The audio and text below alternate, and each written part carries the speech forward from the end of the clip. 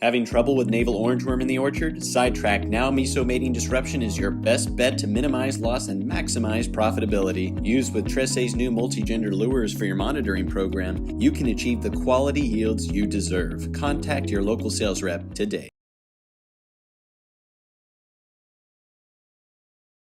Matthew Malcolm with Pacific Nut Producer Magazine, and with May coming around, I thought it'd be a great opportunity to refresh your minds on managing walnut husk fly in the orchard. And I'm here today with Bob Van Steenwyk from the UC Cooperative Extension to give some tips and advice on monitoring and controlling the pest. Control of walnut husk fly in May, the beginning of the season, you would put out your traps, which is apple maggot trap with ammonium carbonate bait. You put them out about mid-May.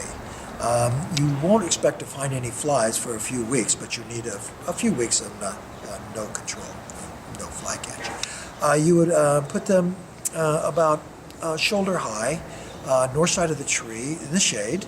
And I always like to put one trap high in the canopy. They tend to have a higher trap count. If you have historical hot spots in your orchard, usually where there's a little more moisture, a little more shade, those will be the areas that you should place your trap.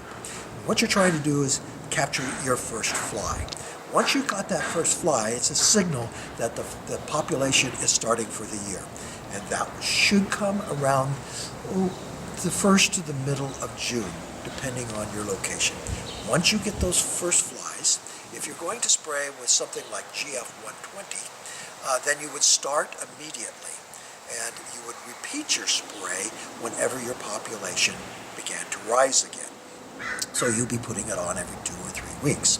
If you're using the more conventional method of application, the speed sprayer with 25 gallons per acre or 100 gallons per acre, then you would wait, you catch those first flies, you'd wait till the number of flies start to increase, significantly increase, and then you would put on your first spray.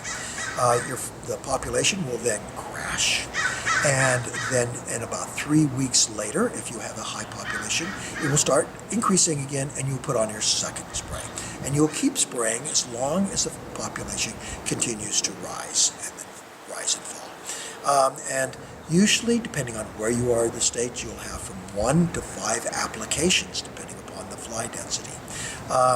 And the thing to remember that if you do not do a good control, you're putting in next year's flies this year. So you need to have a good control management strategy, and it needs to be over a multiple year period. If the flies actually infest the nuts, there's of course one generation a year, but those nuts will become darkened and black. Those nuts cannot be sold for in-shell use, and they will have decreased number of sound large nuts. They'll have more shell appearing. You'll lose about 1/3 to 1/2 of the value of those infested nuts.